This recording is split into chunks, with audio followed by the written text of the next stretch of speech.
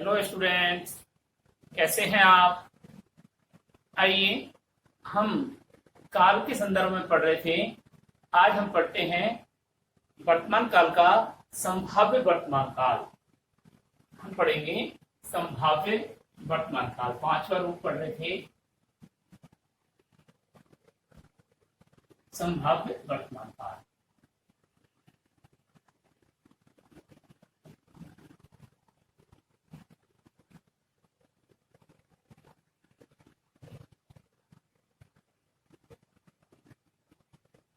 ये क्या होता है संभाव्य वर्तमान काल? कि वर्तमान काल के जिस रूप से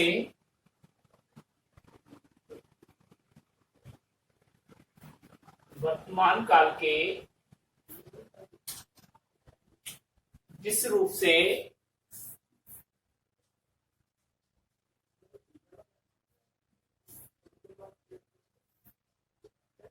वर्तमान समय में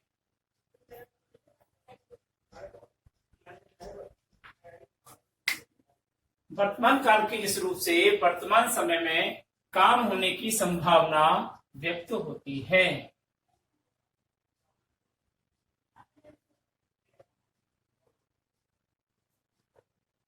काम होने की संभावना व्यक्त होती है।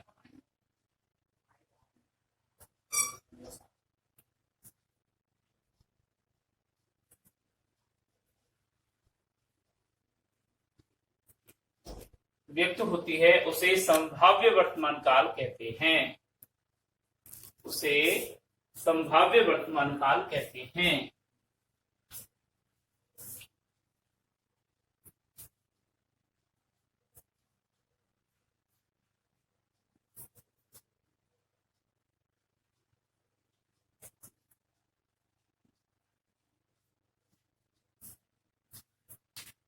कहने का मतलब ये हुआ कि वर्तमान काल के जिस स्वरूप में वर्तमान समय में काम होने की संभावना व्यक्त होती है उसे संभाव्य वर्तमान काल कहते हैं। उदाहरण देखिए,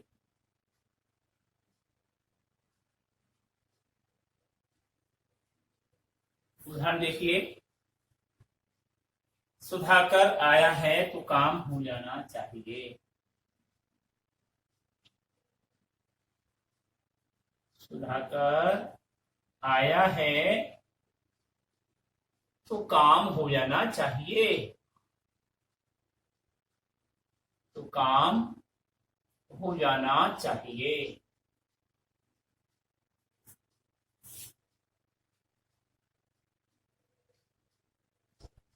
दूसरा उदाहरण, वह स्वयं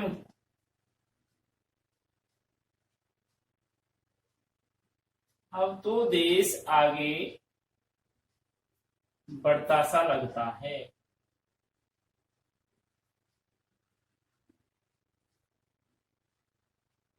अब तो देश आगे बढ़ता सा लगता है।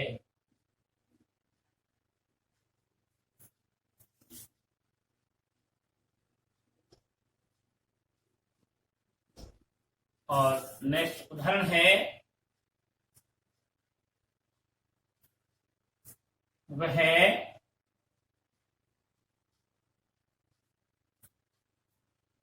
स्वस्थ होता लगता है।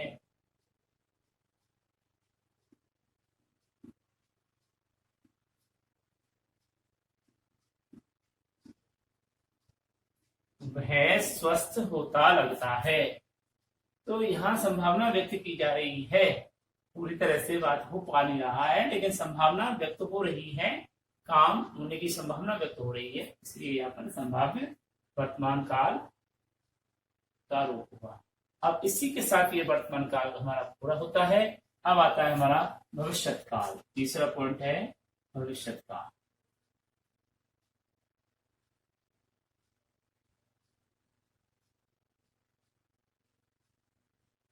जिसको फ्यूचर टेंस कहते हैं। भविष्यत काल इसे कहते हैं। क्रिया के जिस रूप से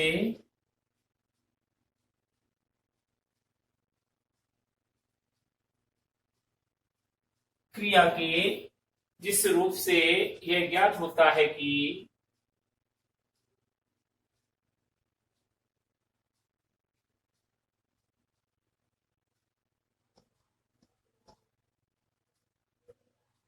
क्रिया के जिस रूप से यह ज्ञात होता है कि कार्य आने वाले समय में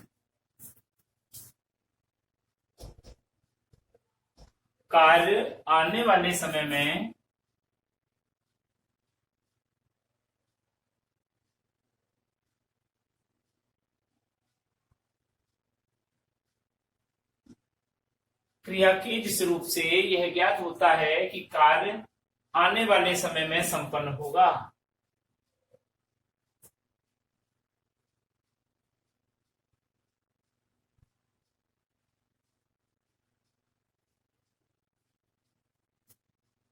और उसे भविष्यत काल कहते हैं।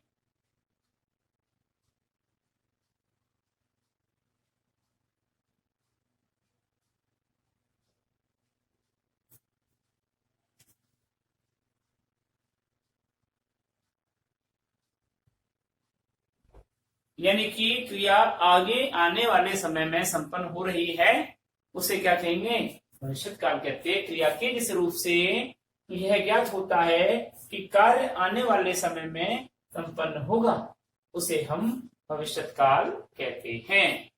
अर्थात लिख सकते हैं हम इसको स्पष्ट रूप से और देख लीजिए। अर्थात इन्वर्टेड कॉमा लगा कर लिखेंगे, क्रिया के जिस रूप से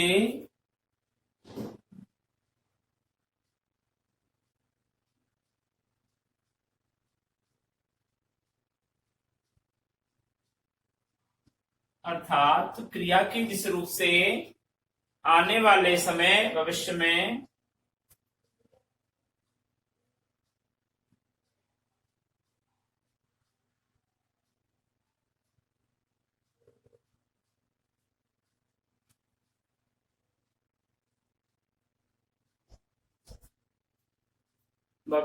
काम होना पाया जाता है।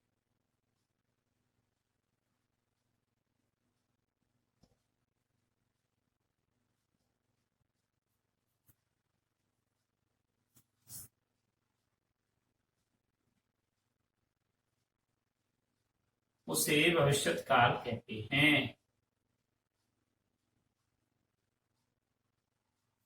उसे भविष्यत काल कहते हैं। ठीक है। जैसे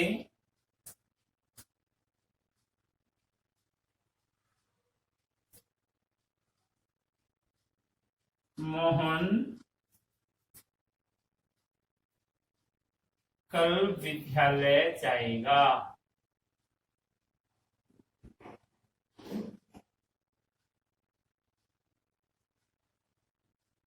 तो यहाँ पर आने वाले समय यानी कल के बारे में बात कर रहा है, इसलिए यह भविष्यत काल का रूप हुआ। यानी वाक्य के अंत में गा, गे, गी इत्यादि आते हैं, उसे क्या कहते हैं? मतलब क्रिया के साथ में गा, गे, गी लगा होता है, उसे भविष्यत काल कहते हैं। अब आइए भविष्यत काल के भेद।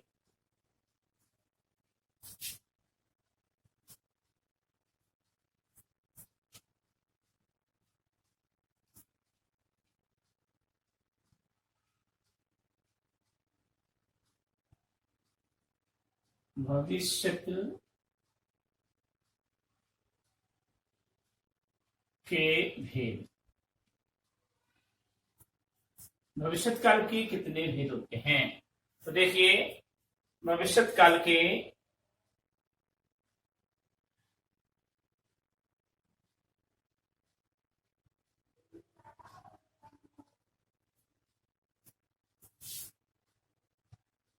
निम्न भेद हैं।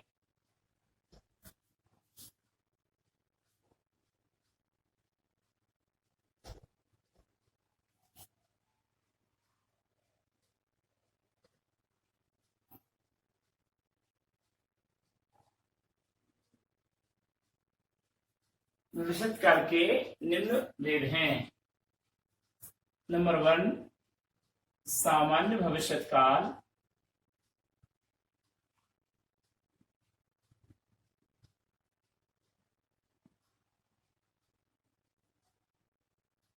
नंबर 2 संभाव्य भविष्य काल।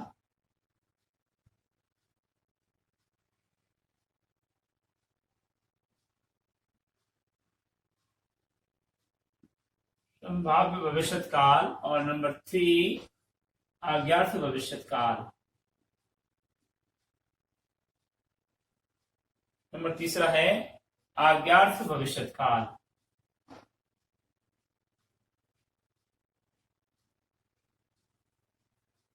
ये 3 प्रकार का होता है भविष्य काल। पहला होता है आपका सामान्य भविष्य काल, संभाव्य भविष्य काल और अज्ञात भविष्य काल। अब हम पढ़ेंगे नंबर 1 को सामान्य भविष्य काल।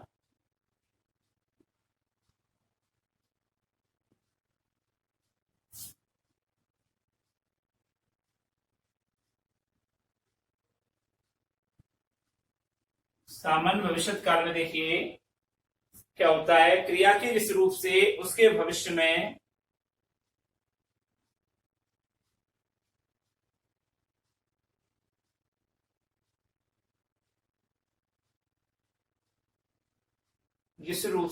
क्रिया के जिस रूप से उसके भविष्य में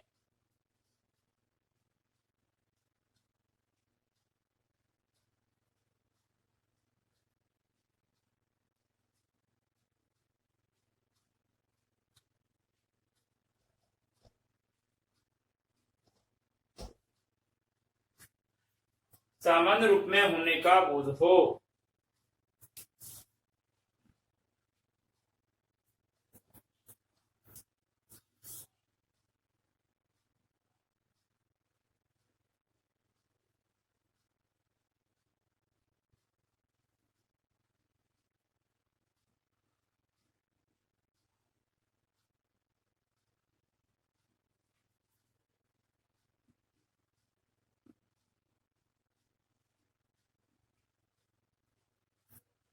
उसे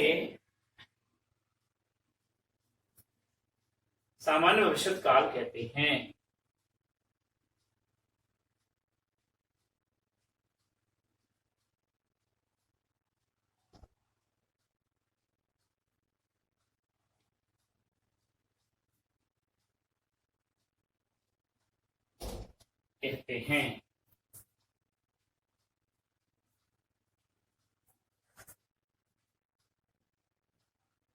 समझिए, क्रिया के जिस रूप से उसके भविष्य में सामान्य रूप में संपन्न होने का बोध होता है। किसके? क्रिया के भविष्य में सामान्य रूप में संपन्न होने का बोध होता हो, उसे सामान्य भविष्य काल कहते हैं। और इसके बारे में 1-2 बिंदु लिखे हैं, तो देखिए क्या क्या लिखा हुआ है।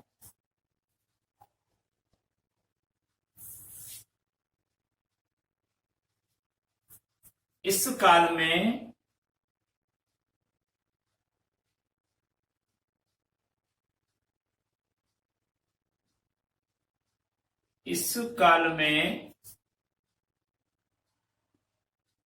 क्रिया के अंत में इस काल की क्रिया के अंत में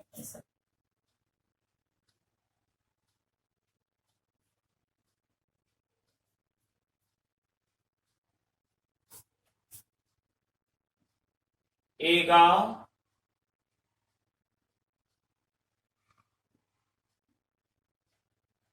एगी,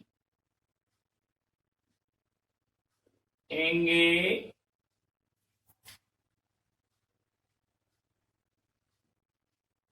इस काल के अंत में एगा, एगी, एंगे, एंगी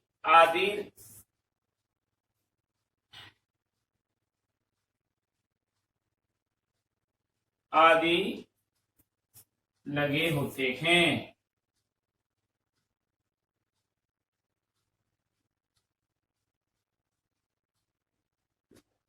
ये सामान्य भविष्य काल का रूप है। उदाहरण देखिए,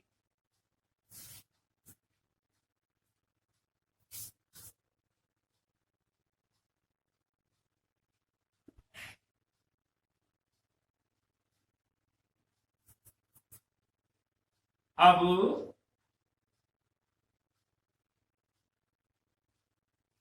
लता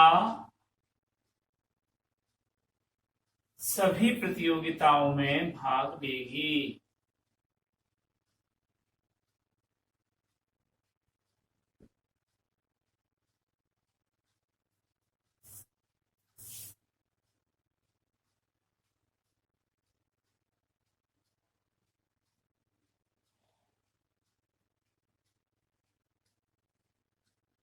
अब लता सभी प्रतियोगिताओं में भाग लेगी, एगी आ गया यहाँ पर।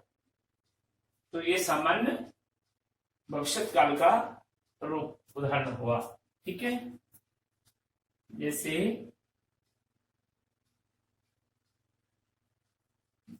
देव कल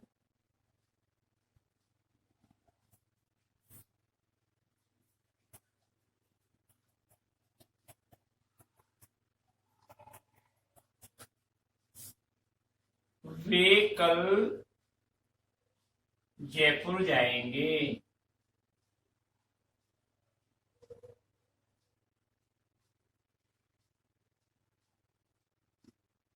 ठीक है, तो यहाँ पर जाएंगे, ये शब्द यहाँ पर सामान्य भविष्य काल का ही रूप है। अब आता है दूसरा संभाव्य भविष्य काल।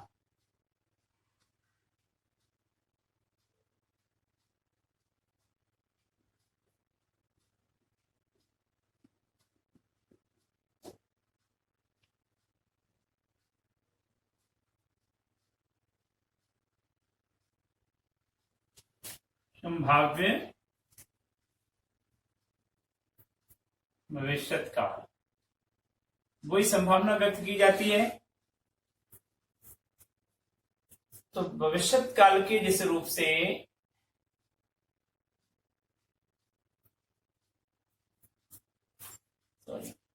वाक्य में क्रिया के जिस रूप से वाक्य में क्रिया के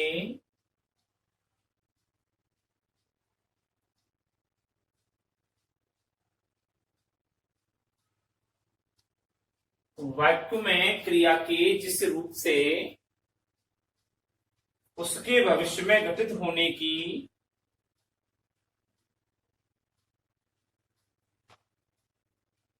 उसके भविष्य में घटित होने की संभावना व्यक्त की जाती है।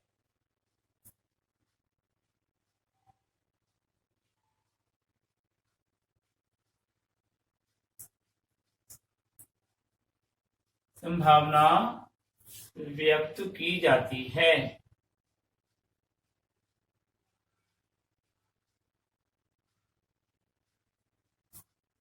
उसे संभाव्य भविष्य काल कहते हैं।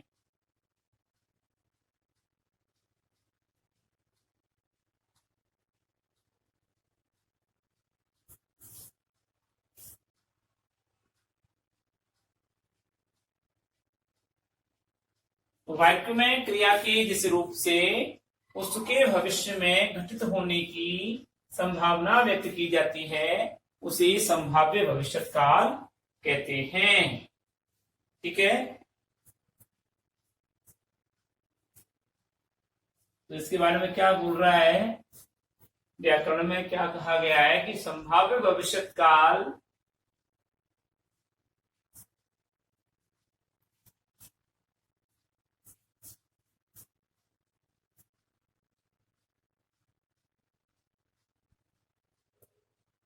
संभाव्य भविष्य काल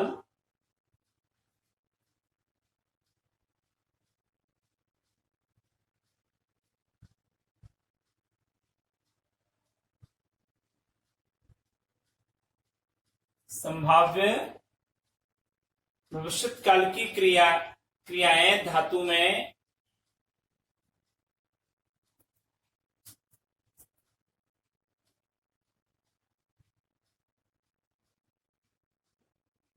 क्रियाएं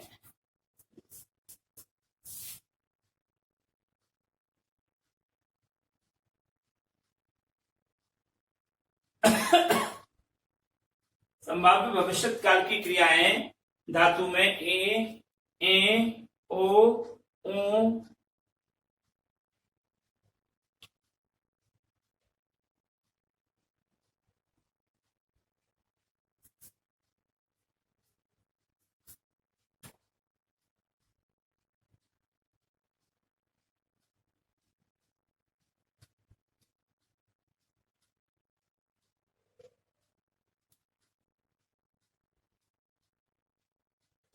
संभाव्य भविष्यत काल की क्रियाएं धातु में ए ओ ऊ आदि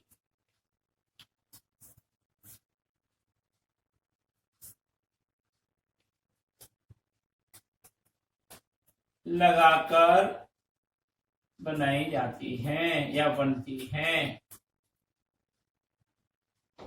जैसे उदाहरण देख लीजिए, जैसे संभव है वर्षा आए, संभव है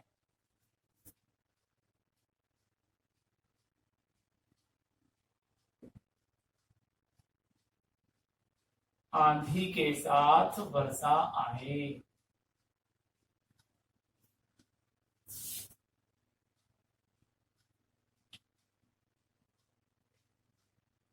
तो यहां पर आ प्लस ए ये रूप बना। संभव है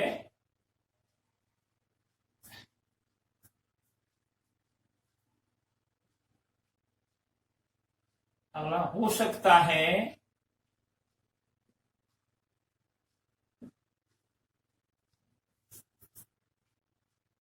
हम तुम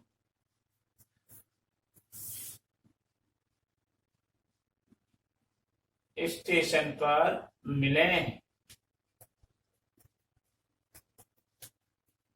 तो ये भी यहां पर ए इस प्रकार से ये संभाव्य भविष्यत काल पूरा होता है। अब आता है आज्ञार्थक भविष्य। अब आता है तीसरा रूप,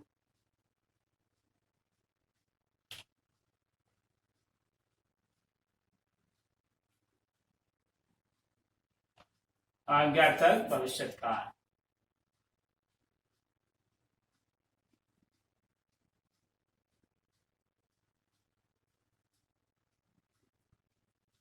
तो देखिए, किसी क्रिया के व्यापार को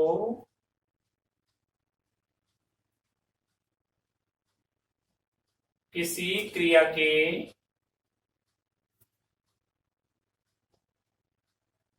क्रिया के व्यापार को आगामी समय में पूर्ण करने की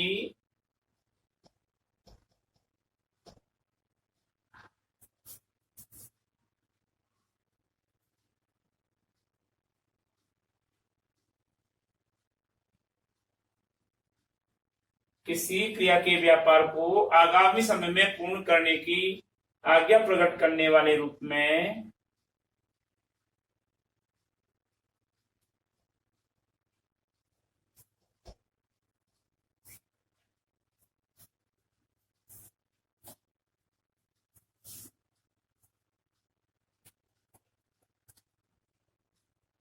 करने वाले रूप को क्या कहते हैं? किसी क्रिया के व्यापार को आगामी समय में पूर्ण करने की आज्ञा प्रकट करने वाले रूप को आज्ञार्थक भविष्यत काल कहते हैं।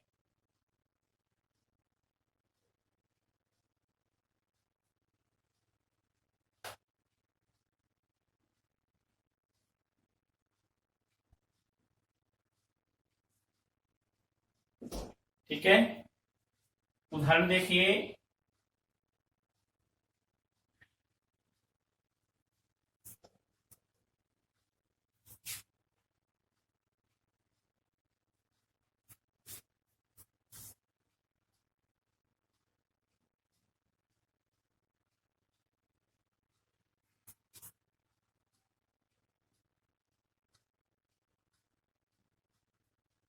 आप भी हमारे साथ खेलिए।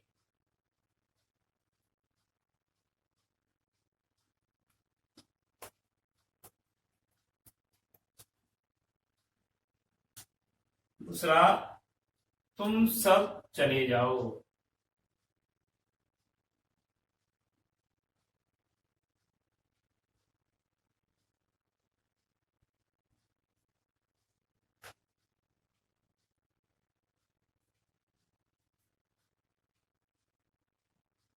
अगला, आप वहां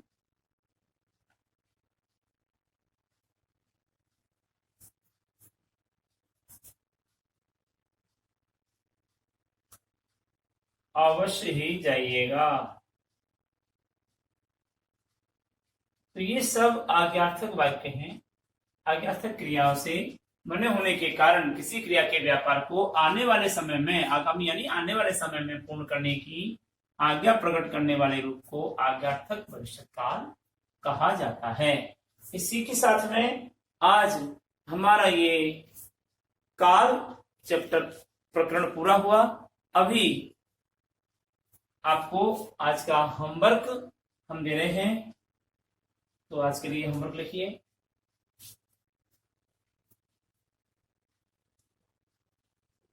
आपको यह गृह कार्य आपकी कॉपी में करके और हमें जांच कराने के लिए भेजना है।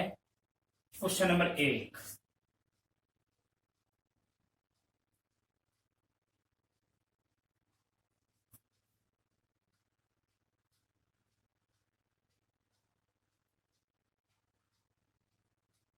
संभाव्य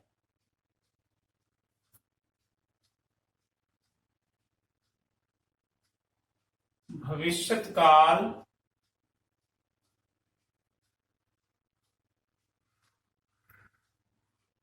किसे कहते हैं?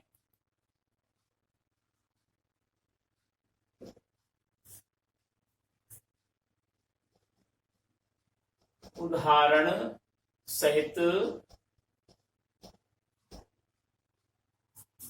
परिभाषा दीजिए।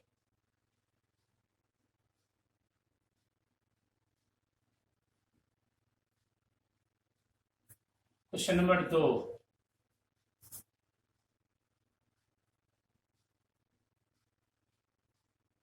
भविष्यत काल को उदाहरण परिभाषित कीजिए।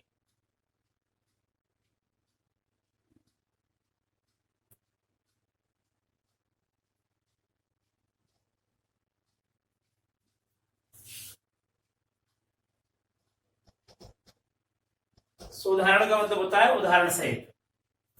क्वेश्चन नंबर 3, आज्ञार्थक भविष्यत काल आज्ञार्थक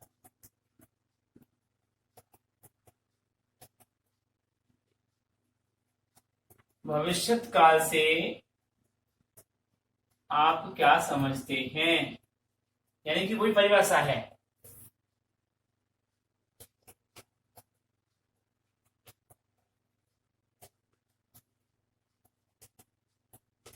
और अंतिम चौथा प्रश्न है कि मोहन कल जयपुर जा सकता है।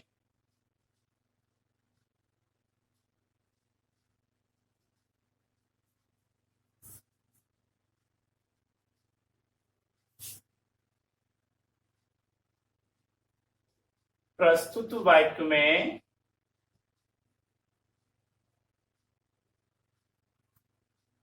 प्रस्तुत वाक्य में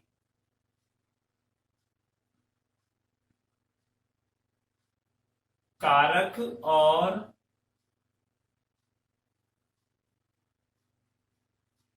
काल बताइए।